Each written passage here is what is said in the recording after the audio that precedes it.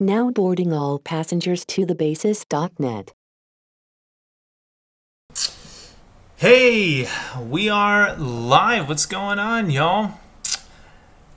Let me see. Who do we got here? Justin. Hey, what's up, dude? Hey, guys, do me a favor. As you're coming in, say your name and tell me where you're from. Give me 1 second. I gotta make some coffee. Actually, I already made coffee. I just gotta go get it. Hey, Terry Tang, dude. Long time no see, man. How you been? Kevin. My idol. I certainly hope not. Or maybe you're talking about Billy Idol. That'd probably be more likely. Evan, how you doing, bud? Guys, yeah, as you're coming in, do me a favor. Say your name. Tell me where you're from.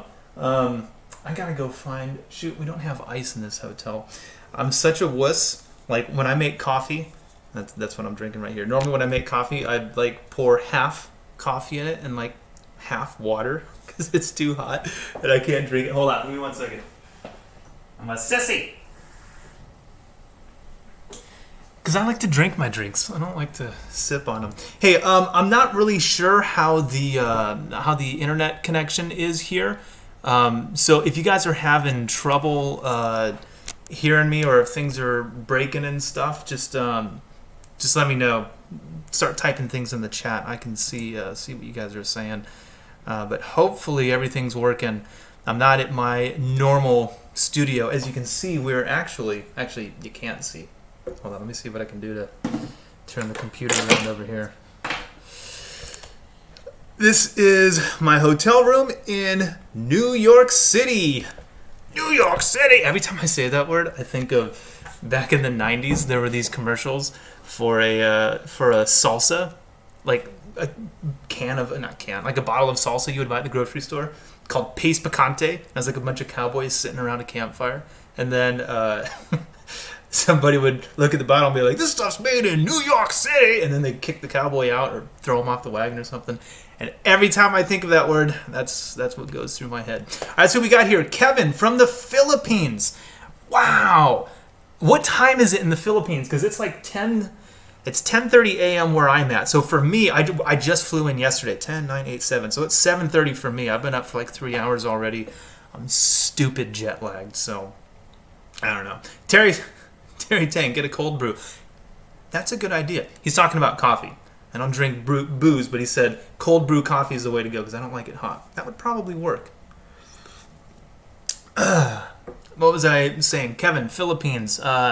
Always watch your videos and learn new. I love bass. I love bass too, and I'm so thankful that you watch the videos. I'm glad you're learning stuff. Kevin, while I've got you, is there anything in particular that you would like to see on the channel? Any lessons, anything that you're working on that you're struggling with, need help with, or any topics that you think would be pretty cool to cover? I don't know. Let me know. I'm always open to suggestions. I've been doing a lot of slap videos lately. I think a couple of them have been uploaded here to my YouTube channel, but a lot more are at thebasis.net. So if you're looking for slap stuff, there's plenty of it. Bob Rogers from Grass Valley, California. Dang. So it's early for you too. Welcome, man. All right, Kevin says 11:30 p.m. See, that's the weird thing. Whenever I do these live streams, I'm always like, because it's amazing that people are tuning in from around the world. So for me, it's like, dude, it's 7:30. Nobody's gonna show up. But yeah, it's tomorrow night or last night. So somewhere else in the world, right? It's crazy. Justin says, just north of Boston on the New Hampshire border. Justin, thank you so much. I'm glad you like the videos. And same question I posed to you, as I said to Kevin, is there anything in particular that you would like to see on the site, on the channel, any lessons, topics, anything like that? It really, honestly, it's one of the coolest things for me to tackle as many different topics as I can. I'm sure if you've checked out the channel, you'll see that, you know, it's not just one thing. It's not just slap lessons, or it's not just rock, or, you know, whatever.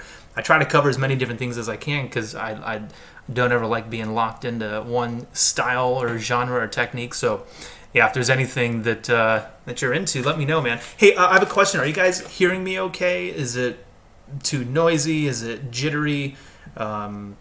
You know, again, I'm at a hotel. I don't have my normal internet connection. I'm not using my normal cameras and recording microphones and stuff. So if it sounds like trash or looks awful, please let me know, because I have no clue. And do me a favor also, if you guys wouldn't mind, please give this video a thumbs up. I'm pretty sure it's either below or above. I don't know what you're looking at this on. But if you hit that like button, give it a thumbs up. That actually improves the ranking so that more people will get notified that I've gone live. And that's cool, because then we can have more friends joining us. Terry says this, which I think means everything is okay. So, good. Thanks, Terry. Terry, how are you doing, man? I'm waiting as if you can actually respond. But we're going to have to get together pretty soon, man, because I'm moving in 30 days. Sarah and I just sold our house yesterday, so we're going to be leaving town for Las Vegas. We're really stoked. So we'll be back for Christmas, but yeah. Terry's doing good. He just woke up. Well, when I get back home, sometime next week, but we should get together and hang, dude. It's been a while. Kevin says, I've just arrived at work. Music is our bloodline. My father now working in cruise ships and a show band. He's also a bass player. Kevin, my dad's a bass player too. That's really cool. I always wanted to do the cruise ship thing. Yeah, Terry, I'll call you. I always wanted to do the cruise ship thing. My problem, or at least... Hold on, Kevin, are you the one? Yeah, you're Philippines. I don't know if this is the case out by you guys, but all the ones that are like at the U.S. ports, it's typically like you got to sign up for a few months, like a 4 to 6 month commitment. It's the same as going on tour, except you're not going on tour. Like you're playing the same show and it goes to different cities, different ports and stuff. But I always felt like that's a bit too long to to stay in one spot or the same room, the same venue, same band. But I don't know. If one came along, I would take it. Actually, I'd take that back. I tried to. I auditioned for Cirque du Soleil 2 times. And almost got in. And now that I'm moving to Vegas, maybe that'll change. But yeah, it's kind of the same thing, except not on a boat. Justin says, Kevin says he's in Miami, Florida. Oh, that's awesome. Not by me, but at least in the country I live in. Justin says, I love the stuff you've done on playing outside and reharmonizing with pentatonics and to play over chords and make things less boring. Yeah, I've always got to be careful with those kinds of lessons because, I mean, I'm not saying I don't like to do that stuff, but for some people, that just goes way over their heads and they're not into it. So, like that series in particular, when I was talking about playing with pentatonics and stepping in and out, it didn't perform very well, but like I love that stuff. That's what I'm all into. And the people that watch those videos, like they're into it also, but most people don't. So it's kind of hard to gauge like what's stuff that everyone's going to be into. But yeah, I'm definitely going to be doing a lot more like that. Justin also says, and your stuff on playing for a worship band is gold. I gleaned a tremendous amount of info from those videos. Thanks, man. I appreciate that. Yeah, that's been the majority of what I do for the past 10 years or so. Which is going to be an interesting thing for me again because I obviously have to leave that position in California when we move. So we'll see where things go. Like I said, do me a favor, if you haven't done so yet, please give it a thumbs up and a subscribe. And also, I mean, obviously, if you haven't yet, click on that little subscribe button over there. And this is really important, the bell icon. I'm pretty sure you guys are all doing this anyway because y'all are here. But that just makes sure that you get notified when new videos go live and all that stuff. Kevin says, do you have Facebook? Can I add you? If you look, where is it? Right there. Those are my socials. So I'm on Twitter and Instagram and Facebook. Those are the handles. I couldn't get at Jamie Lewis on Facebook for some reason. Already taken. There's another Jamie Lewis. But there's not a Jamie Lewis bass. That one would be yours truly. So we're just going to hang for a little bit. If you guys got any questions, if there's anything you want me to talk about, someone's honking outside. That's the funny thing about New York, man. Like, even in the middle of the night, 2, 3 a.m., people screaming at each other. This is my second time in this city, and I love it here. It's really cool, but it's really fast. I have a hard time keeping up with what's going on. So yeah, if you guys got any questions, man, send them my way. Kevin says it's sad. I only have Facebook. Well, you know what? I'm on Facebook and I'm active there, but Instagram is probably the one that like I update most regularly, I would say. Like with the stories and that kind of stuff. It's funny how everyone like picks their own platform, or like between all the different platforms, they all do the same thing. But Instagram seems to be the one I have the most fun with. Justin says, do you have any interesting guests coming up that you can mention? Yes, as a matter of fact, I'm here in New York for that exact reason. Actually, no, I'm here in New York because my wife has a business trip that she's on, that we are on. She's doing she works for a lighting company, and there's a big lighting convention. It's like the NAMM show of the lighting world, I guess. And so she's here in New York. And so the company flipped the bill for the hotel room, for her travel. So we're kind of making it a vacation/business trip. And so I just bought my own ticket, came out here, and I'm just freeloading and pretty much just doing nonstop podcasts. So today I'm going to hang out with Rufus Reed, who is I cannot believe I'm going to get to meet this guy. Now, I've been a fan of his for years. Jesus, who's he played with? I wrote down a bunch of stuff because I don't want to get it wrong when I go meet him. This dude's played with everybody. Dizzy Gillespie, Dexter Gordon, Michael Brecker. He won the Charlie Parker Jazz Composition Award. He's been like one of the most in-demand bass players, jazz double bassist since like the 1950s or 60s. Anytime I get to meet a legend, it's a good day. So that's who I'm meeting with today. Actually, what time is it? I can hit this button. And about 30 minutes, I'm going to head out and grab lunch with my friend Adam Neely. And Sunday, I'm going to go to the Aguilar Artist Loft and do some podcasts with those guys and play some gear, film some videos over there. Sunday, I'm going to go hang out with my friend Evan Mary. Wait, Sunday or Monday? I don't know. Evan Marion lives out here too, so I'm going to try to connect with him, maybe go to a show and hang. So most of this is just, I'm just here to get some podcasts and film some video, but mostly just hang, have a good time. And it was $200 to get out here. It was $100 flight from Los Angeles to New York, and then like $120 to come back. I did the math after, for how many hours? It's like I'm paying them $12 an hour. It's ridiculous. So so that's what I'm doing. And I think Drew kind of asked, what am I doing in New York? Yeah, so those are some interesting guests. And actually, Justin, there's one more. I filmed this. Recorded this podcast last week. It's going to go live this coming Monday. Speaking of which, check out The Bassist Podcast. You just have to type in The Bassist Podcast in your podcasting app, or some of them get uploaded here to the YouTube channel as well. But it's audio only. It's just an image. So the best way I think to consume podcasts is on your podcasting app.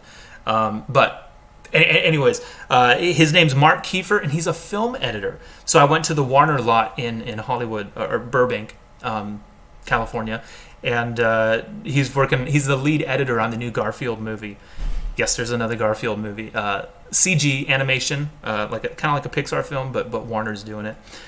So I got to go on the lot, and we did a podcast, and then we just kind of walked around, did the tour.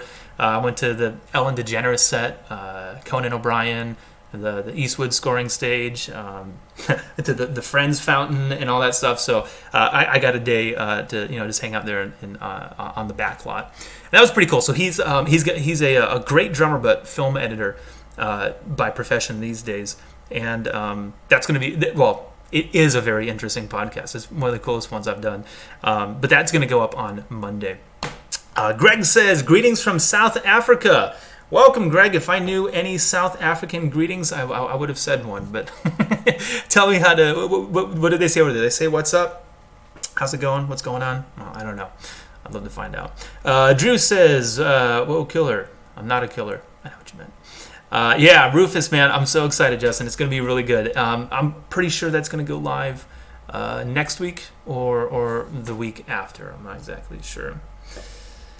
Kevin says, what's your favorite bass line and your favorite bass guitar?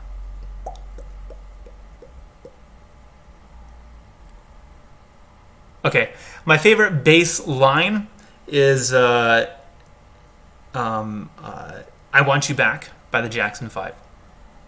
And the reason why I didn't realize this until like maybe the fifth or sixth time that a student brought it in and wanted to learn it. And I noticed that I mean, it's a great line, but there's so many great lines. Like, how do you choose the best one? Here's how you choose the best one.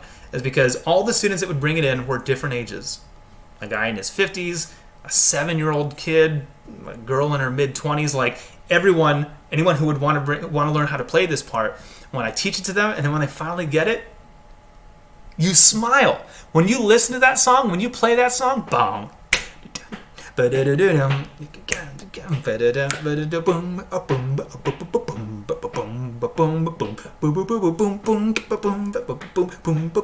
when you play that song, you are the smiliest bass player in the world. Even just listening to that song. You can't listen to that song and not move your body, tap your foot, bob your head. Like, it's the smiliest song in the world. And I think mostly due to that bass line. So that is the reason why that's my favorite bass line of all time. And my favorite bass I will answer after this quick commercial break. It's actually going to be extremely quick. I just want to say a very quick thank you to GHS Strings for making this live stream happen. I've been playing GHS for about the past year and a half or so. They make, my favorite strings of theirs is the Bass Boomers. If you haven't checked them out yet, definitely go do that. I've always played nickel wound strings, but the Bass Boomers are a nickel plate over a stainless steel core, so it's kind of like the best of both worlds. You get the brightness of the steel, but the feel of nickel wounds. Because I hate the way that stainless steel strings feel on my fingers. They kind of feel like Velcro. So Bass Boomers, go check them out at ghsstrings.com. Those guys are the best. Okay, now my favorite bass guitar is the J-Bass.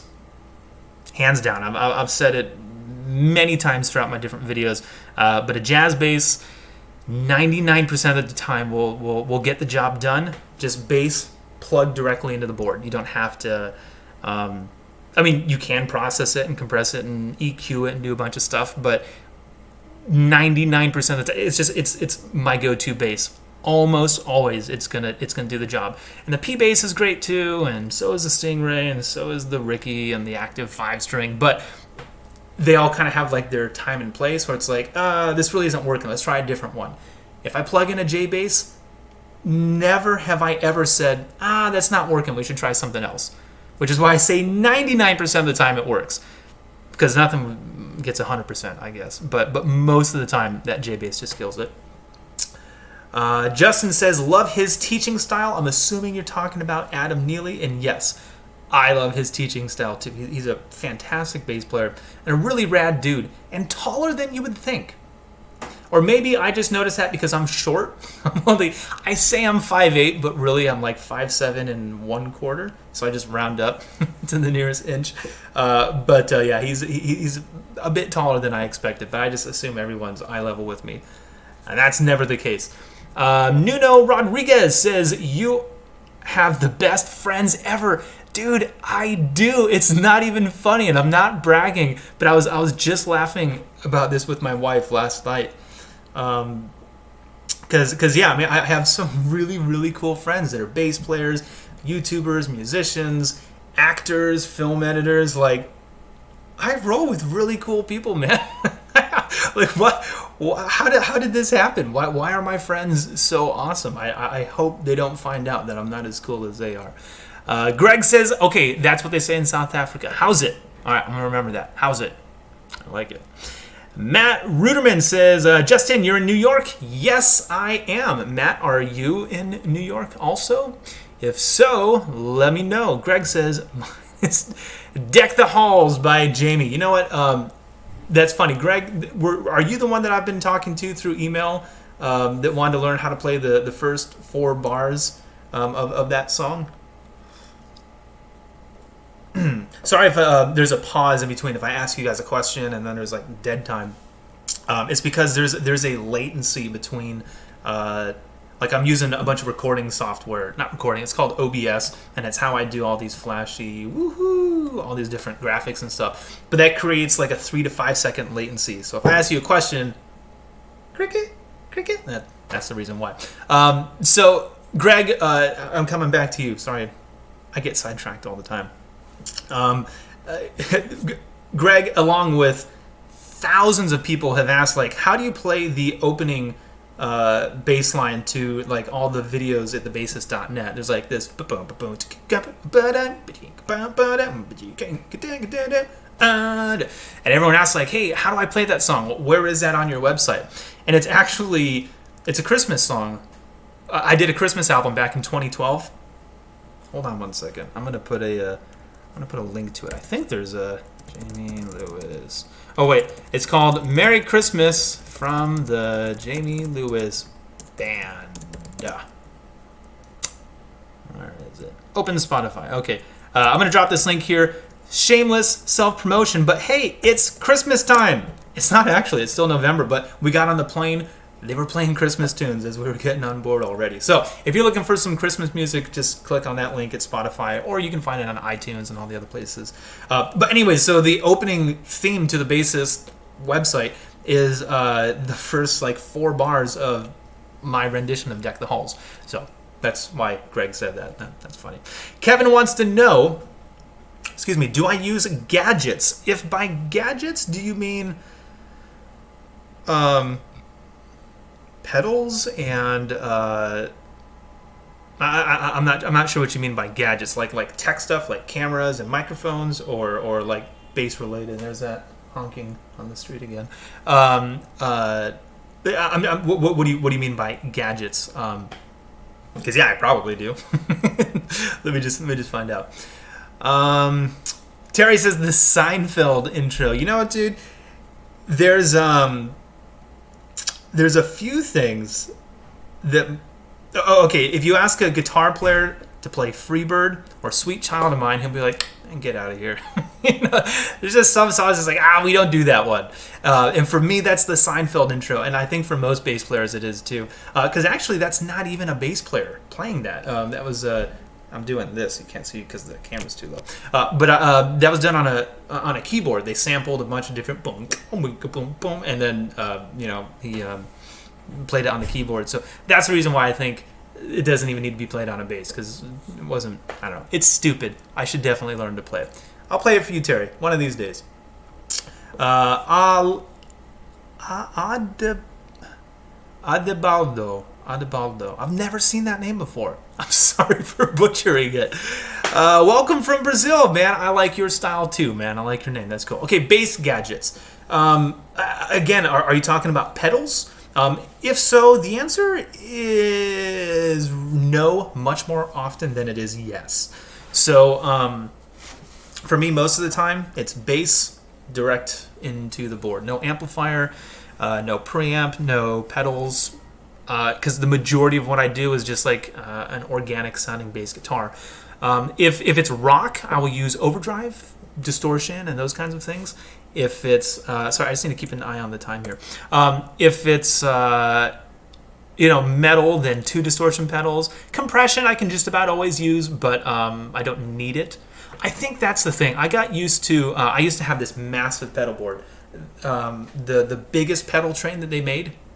I had that one. So I had 3 or 4 different compressors on it, 2 reverbs, a delay, 2 different loopers.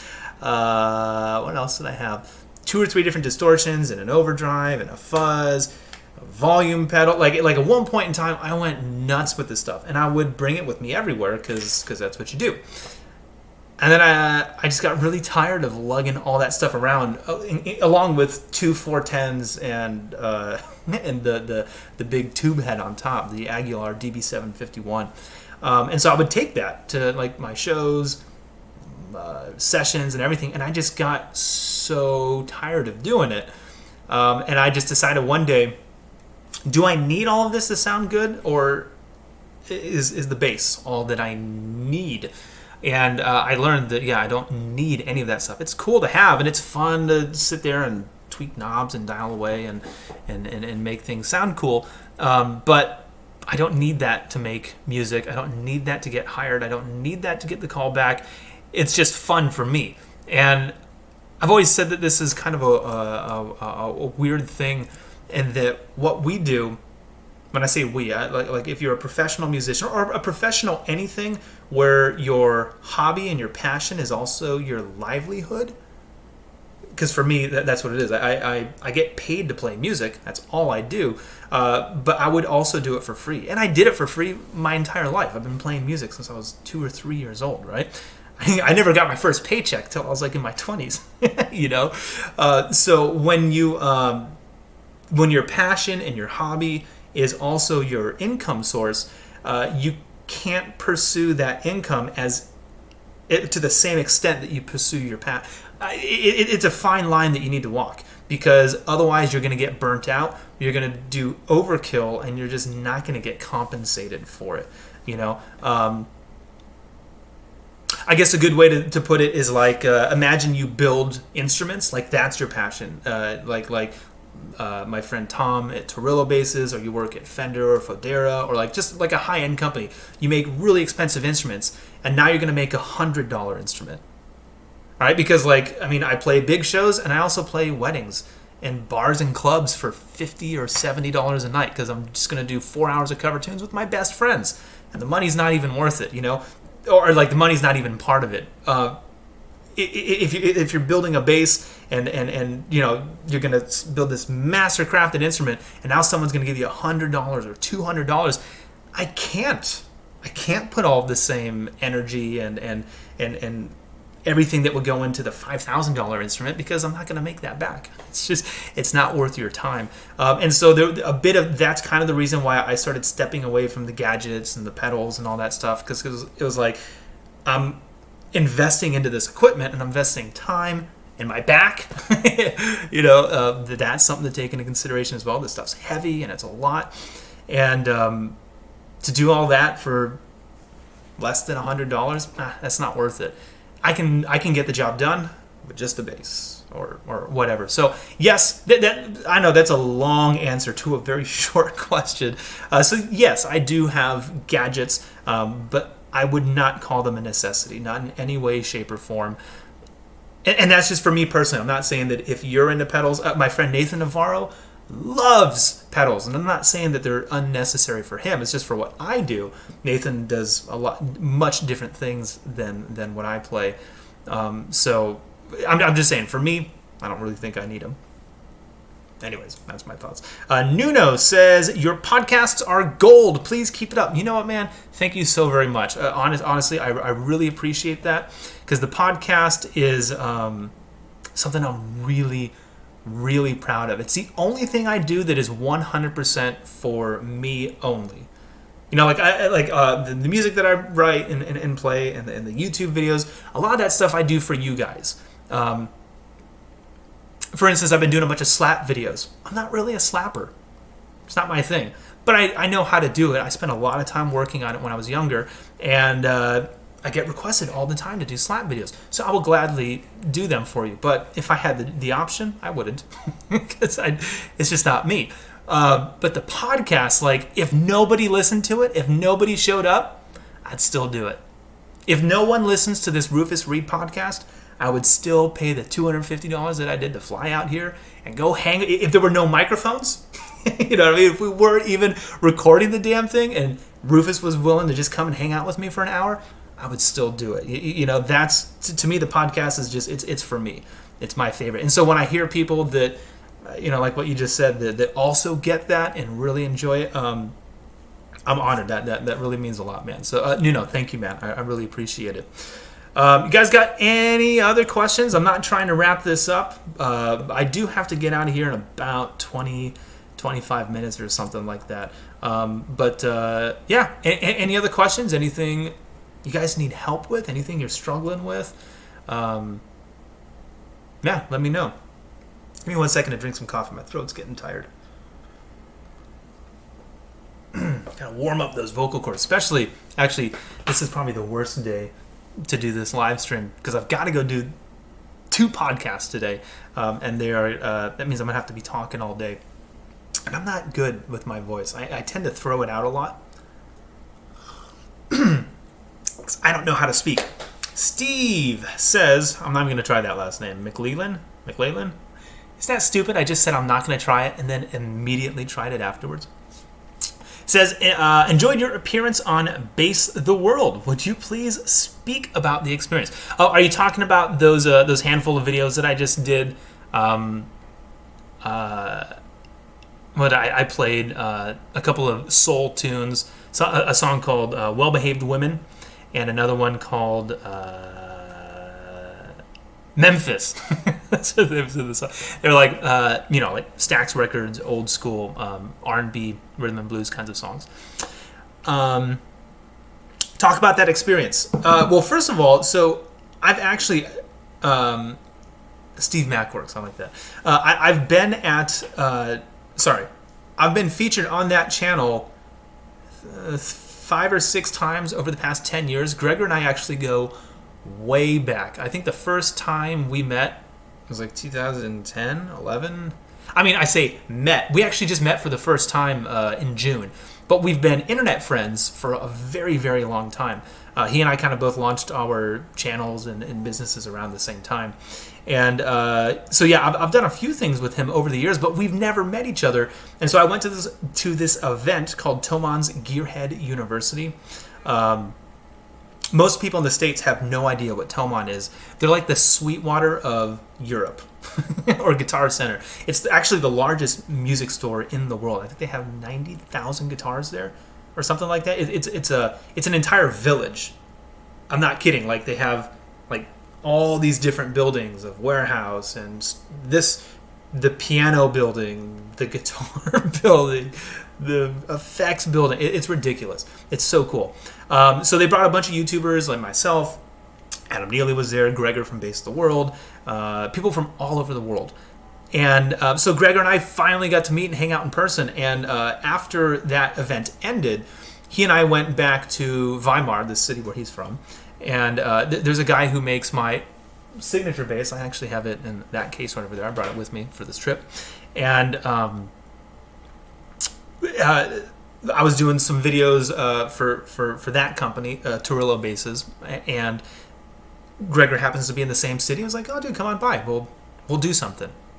And so that's what I did. I literally just went there, and he was like, "Ah, why don't you play some bass for me?" And I was like, "All right, I got like 2 songs I can play to. I've got a laptop right here with a bunch of MP3s on it of different. Whenever I do a recording session, I ask the artist."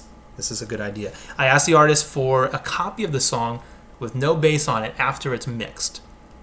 I just kind of cook that into my price, and if they scoff at it, I'll bring it down by $50 or whatever. But they never do, because I'm going to promote it, because I'm going to use it and I'm going to put it in product demonstration videos, play-alongs, lessons. So I'll actually use the material. It'll get out there, and as we all know, artists have a really hard time getting their music heard these days. So anyways, yeah, I pulled up my laptop. I played those 2 songs. I did 1 pass on each of them, grabbed a different bass each time, and then we went out and got lunch. So the experience of being there and playing took about 10 minutes total. We didn't do that very long at all. And then we went and got Indian food, and it was delightful. Indian food in Germany. I know it sounds weird to me. I would have thought we would have had German food. But it was really nice, because I'd had nothing but German food for about a week. And I was ready for a change. So that's something we do here in America. Every day we eat something different, and I guess they do that everywhere else too. But yeah, the German cuisine kind of got to me after 7 days. But that's funny, because, well, I say it's funny because people ask me all the time on those videos. I don't know, both of them, they got, well, Gregor has a bigger subscribership than I do, so I think both of those videos were like, I don't know, hundreds of thousands of views by this point. And so people keep sending me messages like, "Hey, what'd you think of the jazz bass, the pickups on the P?" Like, they're asking me all these questions about the basses that I was playing in those videos, because that's what Gregor's channel is. It's really gear focused. I don't know anything about those instruments. They're not even mine. I played the song, and I was like, "Hand me something that's like a P bass." Cool, this one. All right. I did 1 take, and I was like, "All right, I need something that's like a J." That one? Okay. I know nothing about those instruments in any way, shape, or form. So that's what that experience was like. Steve, I hope that was worth it. Nuno says, do you have any video tour of your bass lessons on your website? Trying to understand what you're asking. If you're asking, do I have any can you see what kind of lessons are available at thebasis.net? The answer is yes. I'm pulling up a link right now. Obviously, the website is, it's a password protected subscription site. Whoops. I'm dropping a link right here. So if you click on that link, you'll get to see all of the videos. But if there's a little premium, it'll be right up here. There'll be, gosh, this is hard to do. Right here, there's going to be like a little banner. I'm trying to, which way am I going? I can't do geometry. But there's like a little thing in the corner that'll say premium or executive or unlimited. That'll be password protected. So if you click on it, it's going to take you to a page that says you need to log in to view it. But you can still see what the title is. You can still browse through and see what all the different categories are, what topics are covered. So yeah, if you want to browse through and see what's on the site, yeah, you can see 100% of it. It's just, yeah, if you want to have access to the PDF files, the lessons, the backing tracks. Ignite Musical Training is a comprehensive course on music theory and ear training. It pretty much covers the first 2 years of a collegiate music theory program in about, 20 hours or so. all of that's at thebasis.net. So you won't have access to it unless you subscribe to one of those memberships, which is really easy to do. You can just click on one of the links in the site. Matt says, yes, I'm in New York. Matt, dude, send me a message on my socials are right down here. Send me a direct. Yeah, I'll try to meet up with you if I can, if I got some free time. And if anyone else is in New York, you want to go get coffee, grab tea if that's what you drink. I don't know. Where am I? Yes, that's it. Okay. Nikita Bondarenko. I would like to know where you're from, because that's a fantastic name. It says, hey, Jamie, have you ever had injury due to your playing? The answer is yes. Currently, my shoulder, why am I wearing sunglasses? I'm not in California anymore. My left shoulder, I get sharp pain. Same with my elbow and also my wrist. I imagine because it's obviously the shoulder, because that's where the base is resting, and then the elbow and the wrist because that's where the repetitive motion is for my fretting hand. My right hand I don't have any issues with, but yeah, my left hand definitely I get pain in after the 30-minute mark. If I play for about 20 minutes, 10 minutes, a quick set, no problem. But if I'm playing for hours and I'm standing, I'll start to get pain in those areas. And so I'm assuming you would also like to know some treatments and some workarounds for that. So I'll give you two. One is to know where you're limited. If you're experiencing pain, know what your limits are. So for me, I told you it's about 30 minutes. So I never play longer than 25. I still practice for, 2, 3, 4 hours a day sometimes, but I do it in 20-minute increments. So I'll sit down and I'll play for 20 minutes. I'll get up and I'll go answer emails. I'll do something else for 10, 15 minutes. I'll come back and I'll move on to improvising or prepping for lessons and rehearsing the material that I need to record or film. Only 20 to 25 minutes, and then I get up and I go do something else. So I never passed that point of injuring myself. And I've been doing that for about a year, and it works. It works great. The only time where I can't do that is when I'm on tour, and we have about a 90-minute set. And so, I just got to deal with it. But we don't do like 7 nights a week. We'll do 3, 4 nights. I'll have a couple days off. And I offset that also by doing lots of yoga. I do 10 to 20 minutes of yoga twice a day, once in the morning and then once again in the evening. Because this is just what happens when you get old. Things start hurting for no reason. I get lower back pain if I sit for too long, so I always stand. I have a standing desk. I never sit down except when I'm in a car. So I know those things about my body, and I know what my limits are, and I just try not to push past them, or else I get into trouble. And then I was going to say, I was going to give you 2. So one is, just know your limits. Number 2, cannabis oil. And I know that sounds ridiculous, but CBD, cannabidiol, it's one of the cannabinoids inside the cannabis plant. Yes, marijuana. And you can buy it in a cream form. It's a topical, like a lotion. I've got lotion here that I rub on my tattoos to keep them moist. You can get CBD cream is what it's called. And cannabidiol is I don't know. It's a vitamin basically. You can take it in pill form. You can take it in a tincture, whatever. But the cream form of it is good for skin ailments. And I specifically also recommend using CBD oil that has THC in it, tetrahydrocannabinol, which is that's the element that gets you high if you smoke it. If you rub it in your skin absorbs it and the pain goes away. And I'm not kidding. I don't sell this shit, so don't get mad at me. But my dad called me a couple of weeks ago. He's also a bass player, but he's got really bad arthritis in his elbows and his wrists and his fingers and his hands. And he calls me up at like 5 a.m. like, dude, I can't move. Like my arm is hurting so bad. It's so stiff. What do I do? So I drive out. I bring him THC CBD cannabis cream. Rubs it on his hands, and in 10 minutes, he's going like this.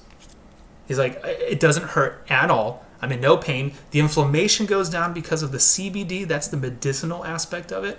And then the pain goes away because of the THC. That the same way it numbs your brain, it numbs your pain. You don't get high from it. It's not going to go in your bloodstream or nothing like that. Your skin just absorbs it, and the inflammation and the pain both go away. So when I'm on tour, or if I'm stupid and I go past that 20 or 30 minute point and I start feeling pain, I'll just rub cannabis cream and I'm all good. The pain is gone in about 5 or 10 minutes.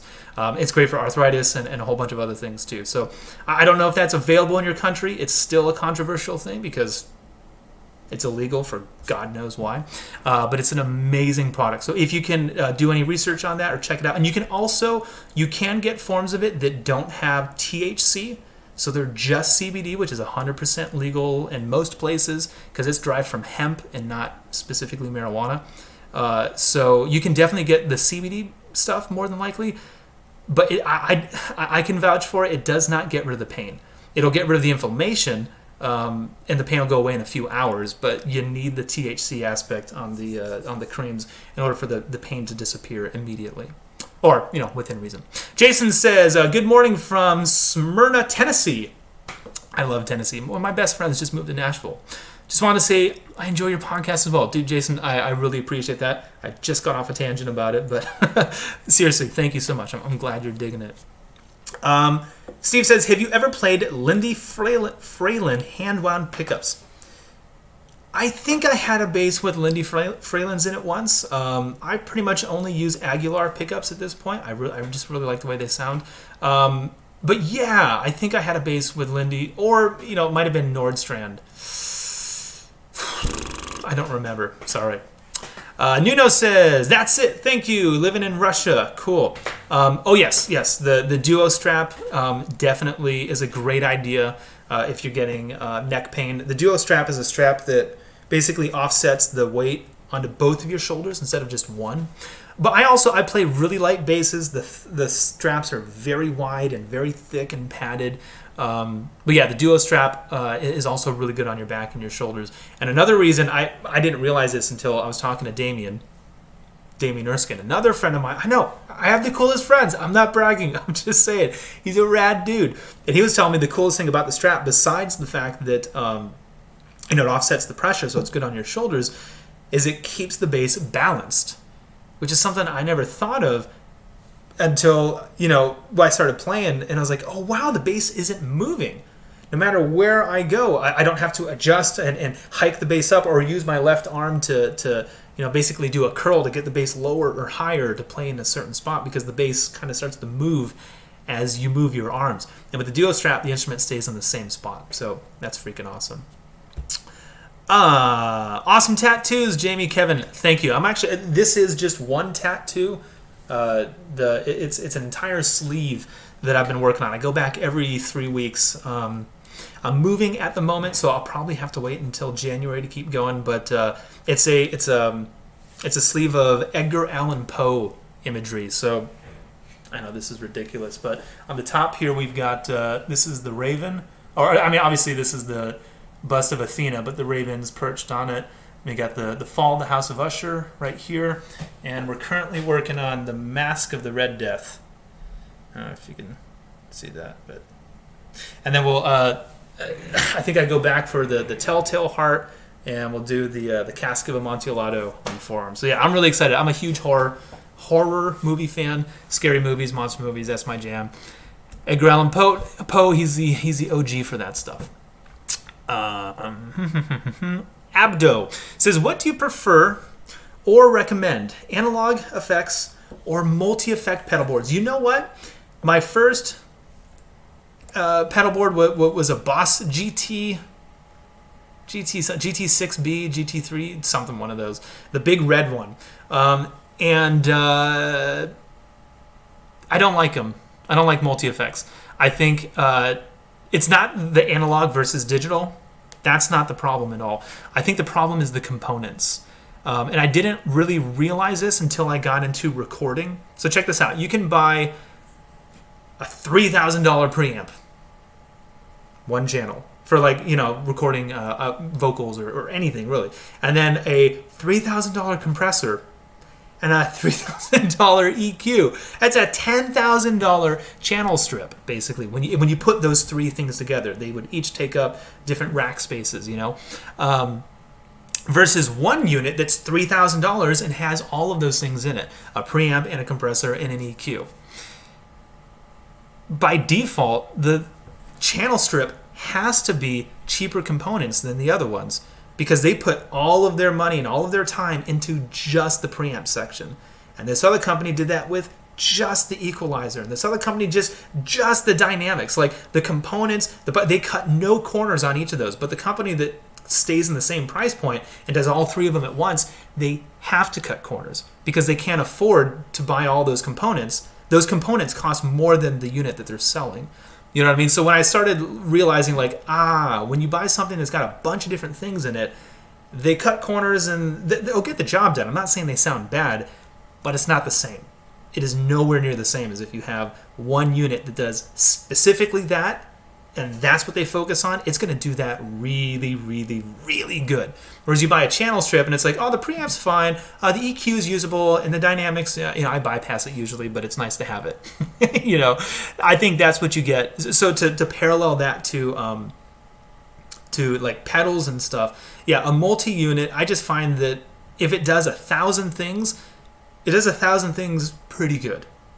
Whereas if you buy a pedal that does one thing, it is going to knock that one thing out of the park. It has to.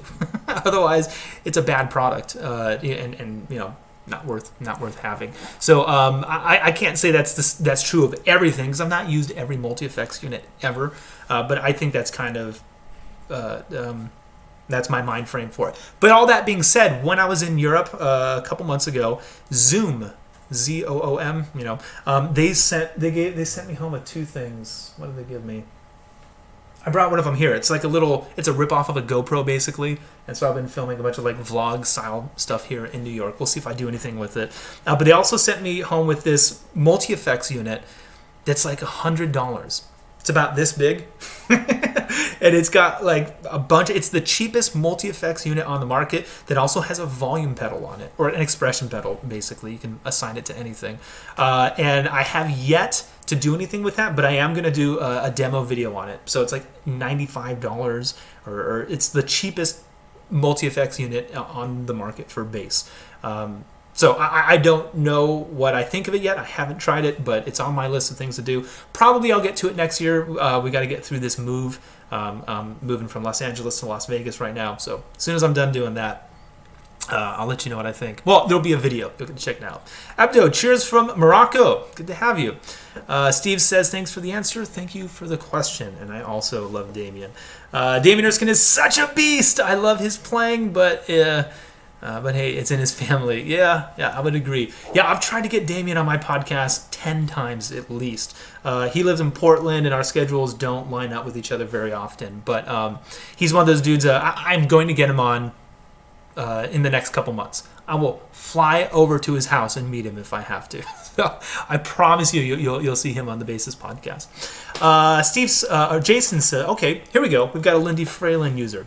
I put a pair of Lindy stacked jazz pickups in my Crafted in Japan Geddy Lee. That's one of my favorite basses. So good. All the Japanese Fenders are amazing. And it helped it out a lot. The original pickups were very weak and thin sounding even after the EQ. Yeah, it's definitely got that bright, snappy sound to it. But man, that's one of my favorite basses. Even just the look of it, so awesome. If you like horror movies, Dead and Lovely and Say You Love Satan are great horror podcasts. Awesome. Jason, thank you so much, man. I'm going to check that out. And actually, speaking of horror, there's a great movie, if you like scary movies, you should check out, called, this is for everybody. Any musician needs to watch this movie. It's called Green Room. Like the place that you go to. All right, sorry, hold on. There's something in the chat that I need to click on. The movie's called Green Room, and it's about like the green room when you go play a show and then you go hang out in the green room before and after. So it stars Patrick Stewart, Jean-Luc Picard from Star Trek, Professor X from X-Men, and Anton Yelchin before he died. And so it's about this punk band, right?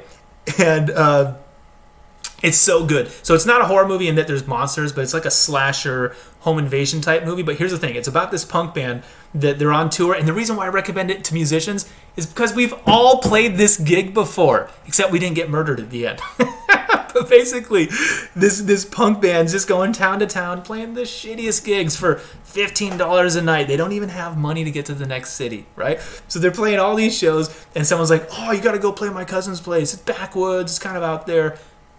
We've all done that before, right? And they're like, "Oh, but it's a great place. The crowd will love you, and I'll get you $100 gas to get to the next city." And so they go, "Okay, man, cool. Let's do it." Sorry, I'm silencing my phone.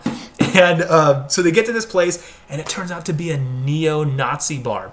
And same thing, we've all been in these bands before where we get to the show, but we're like, "Oh no, we shouldn't play for these guys. They look insane. We're going to get murdered," right?